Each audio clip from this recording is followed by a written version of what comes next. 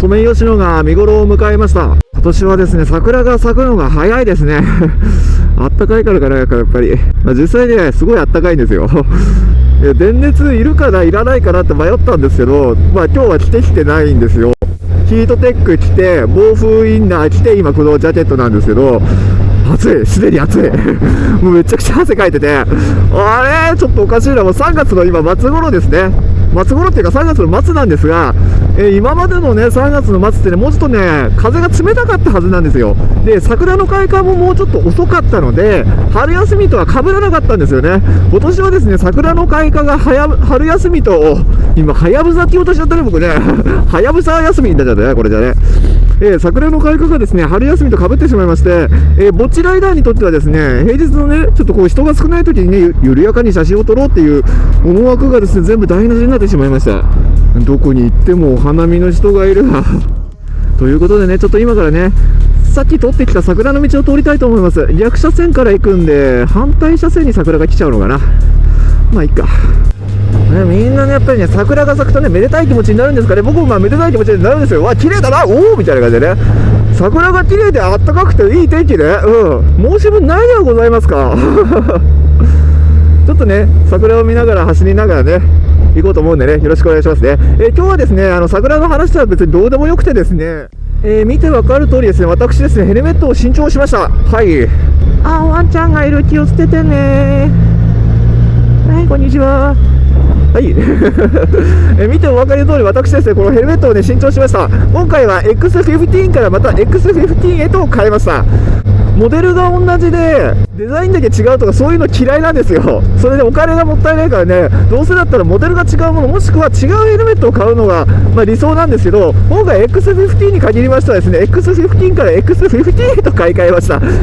このね、デザインが欲しかったっていうのもあるんですけれど、それと同時に、やっぱりね、X15 だったら、同じモデルでもいいやって思えるんですよ。それぐらいね、僕ね、このヘルメット大好きなんですよね。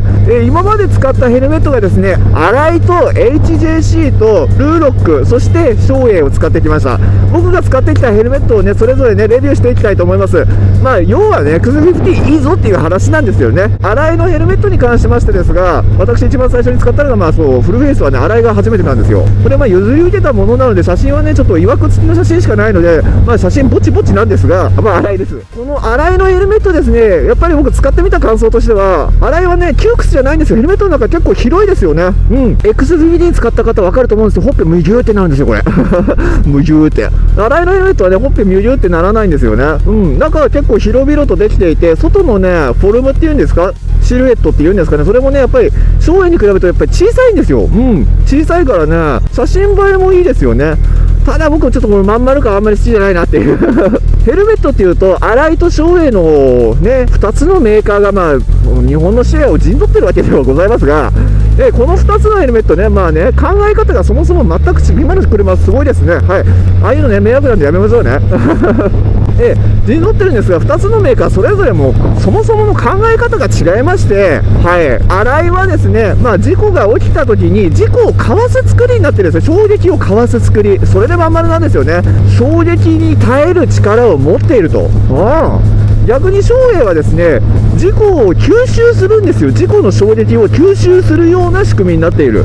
またね、その事故に対する考え方もやっぱアライと照英って全く違いまして、アライは事故が起きた時にいかにして身を守るかと。照英はですね、そもそもですね、事故が起きないためにライディング中のストレスを軽減しましょうと。だから軽いヘルメットとか多いんですよね。2社のメーカーですね、ほんと特徴が全く違うの面白いですね、これね。ただし、アライと照英どちらにせよ高いよ、高い。お金持ちの方は違うのかもしれませんが、一般ピーポーからするとね、ほんと高いですよ。何者だお前はっていう話ですからね。アライ良かったんですね。その後ね、HJC のヘルメットを使い始めました。これね、僕ね、デザインに惚れて買ったんですよ。HJC、韓国のメーカーでしたっけ、確か。はい。それでね、なんかアライとか照英に比べたらやっぱり値段はね、手頃ですよ。高いっちゃ高いんですけど、手頃っちゃ手頃なんです。デザインもね、奇抜なものとか個性的なものすごい多くて、僕これモンスターのやつすごい好きだったんですよ。感想としてはですね、重いです。やっぱり、荒井とか照英と比べちゃいけないんですけれど、重いです、重い。やっぱこのヘルメットね、まあ、長っぽそいんですよ。長っぽそいっていうか、細いんですよ、スリムで。スリムなんですよね。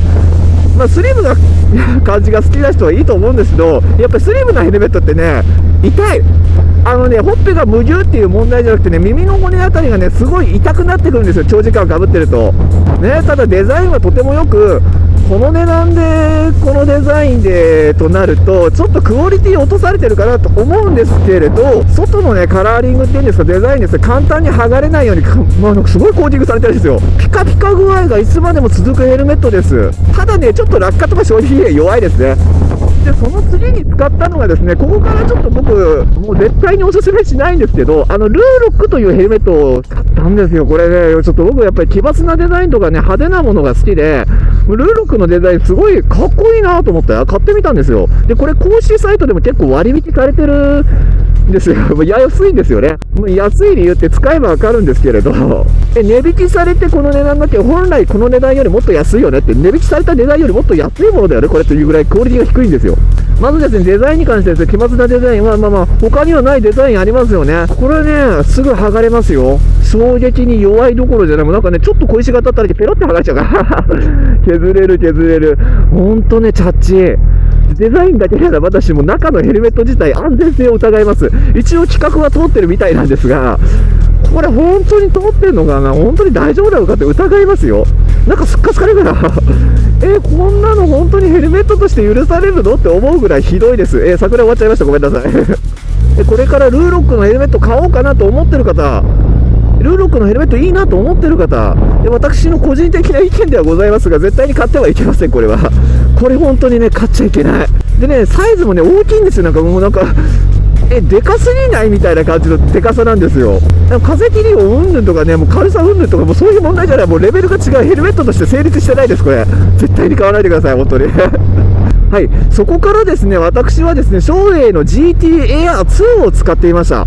ここからね、照英に目覚めたんですが、GT Air シリーズって結構、照英の中では手に入れやすい価格帯じゃないですか。それでね、買ったんですよ。当時はね、CBR を乗ってたので、同じカラーリングがあったので、買ってみたんですが、いや、感動しましたね。なんかみんな照英いいって言ってるけど、本当なのかよと思って、照英ちょっと買ってみたらすげえ感動するっていう。まずね、GT Air 2ね、これ舐めちゃいけないね、本当に。軽い。軽いし、中も、もう被っててすごい被り心地がいいし、風切り音もすごい、他のに比べたら全然ないですよ。フォルムもね、なんか、バリバリ感もなく、かといって、こう、なんて言うんだろう、シンプル、ただのヘルメットっていう感じでもない。ちょっとスポーツチックな感じが、またね、被りやすかったですよ、当時の私にとって。いやー、でね、サンバイザーがついてるデザインにしたんですよね。中だけサンバイザーが下ろせるやつ。これね、本当に便利。ちょっと遠出っていうか、長旅をする方って、クリアシールド1枚持ち歩くと思うんですよ。突然の雨とか夜間走行とかの時に、ミラーシールド1枚だとね、前が見えない時って結構あるんですよね。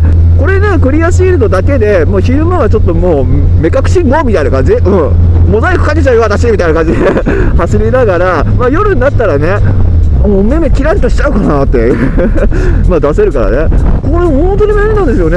あとなんかちょっと会いたくない人とか目を合わせたくない人に会った時はもう瞬時にサッと下ろすみたいなね。で、そこからですね、照英の X14 に私買い替えました。はい。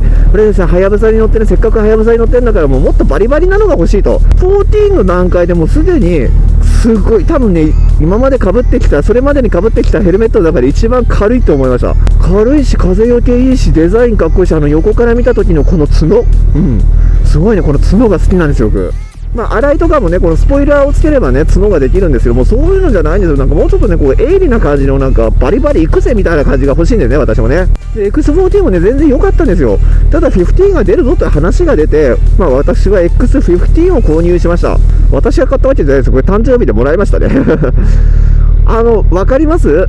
黒いバイクに黒い服装で黒いヘルメットで乗りたくなる気持ち、誰もが一度は思い描いたことがあるであろう真っ黒装備っていうね。ということで真っ黒になりました。黒をスタート地点として私は X15 に乗り換えることになりました。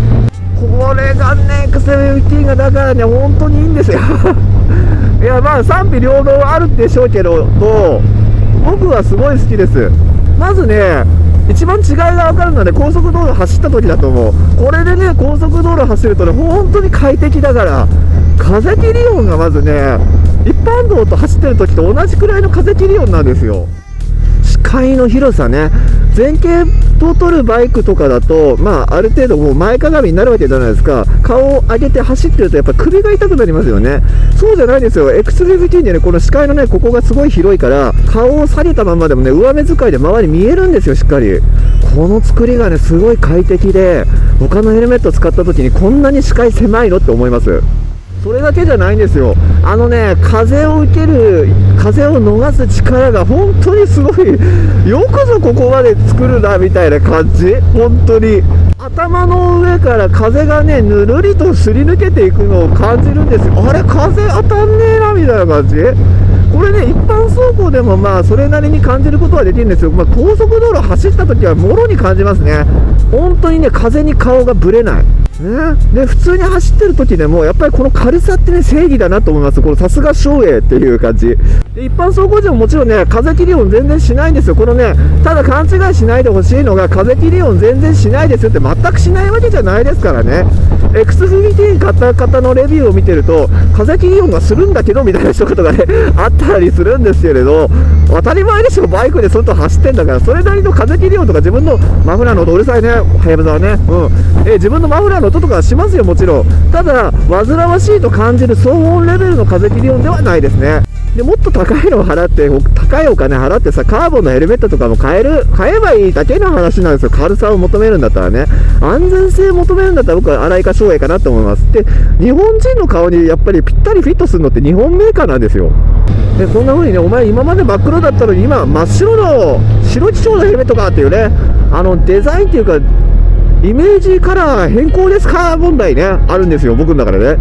私ですね、自分に似合う色とか、自分のイメージに沿うような色のものを身につけているのではなく、今自分が好きな色とか、今自分が身につけたいものを身につけてしまうんですよ。もう体と心が勝手にね。ちょっと話変わっちゃうんですよね。なんか自分に似合う色とか、自分のイメージに沿うような色を探してしまうと、もうおしゃれ楽しめなくなるんじゃないかなって僕は思ってるんですよ。結局それしか選択肢がなくなってしまうと、だって色なんてもう白だって何色あると思ってんのね。言ってたよね、この人がね。本当に白っていっぱい色あんのって思うぐらいね。白だけでもいっぱいあるのに、やっぱカラーっていっぱいあるからね。似合うものとか沿うイメージとかに縛られたらもったいない。いろんな色着てさ、いろんな自分になっていろんな風に楽しまなきゃね。いいねと思ったらグッド評価よろしくお願いします。また見たいなと思ったらチャンネル登録までよろしくお願いします。ではまた次の動画でお会いしましょう。またね。